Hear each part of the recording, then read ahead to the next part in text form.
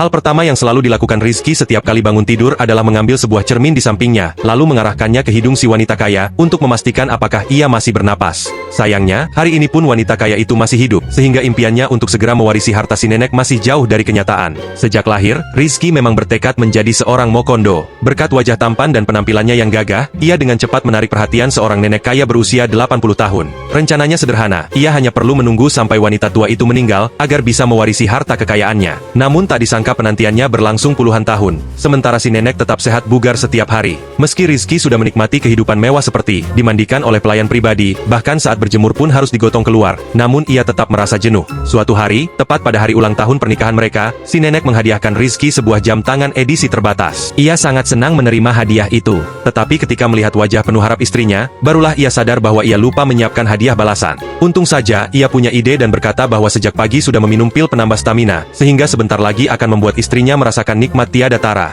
Mendengar itu, si nenek langsung girang, dan setelah puas dilayani, ia pun membawa Rizky pergi ke dealer mobil sport. Rupanya Rizky sudah bosan dengan 10 mobil sport lamanya, sehingga ia ingin mencoba yang baru. Tapi karena tidak bisa mengakuinya secara langsung, ia berpura-pura mengatakan bahwa mobil itu untuk istrinya. Namun, sang istri yang sudah berusia 80 tahun merasa mobil sport tidak cocok untuk dirinya. Mendengar itu, wajah Rizky langsung berubah masam. Takut kalau Rizky tidak senang, akhirnya si nenek tak punya pilihan selain menyetujuinya. Ia pun memanggil sales untuk melanjutkan pembelian. Tapi sesampainya di rumah dengan mobil barunya, Rizky malah menemukan sebuah mobil asing terparkir di halaman. Ia langsung merasa ada sesuatu yang tidak beres. Dan benar saja ketika masuk ke villa, ia melihat sales mobil tadi ternyata sudah ada di sana. Ternyata, sang nenek terpikat oleh wajah tampan sales tersebut, dan baginya Rizky sudah tak menarik lagi. Apalagi sales itu masih muda, penuh energi dan jelas lebih kuat secara fisik. Rizky yang marah besar segera meminta istrinya memberi penjelasan. Namun si nenek yang sudah tidak tertarik padanya malah menyuruhnya segera angkat kaki. Tak disangka, setelah 30 tahun dengan harapan bisa segera mewarisi harta kekayaan yang melimpah, akhirnya semua usahanya sia-sia.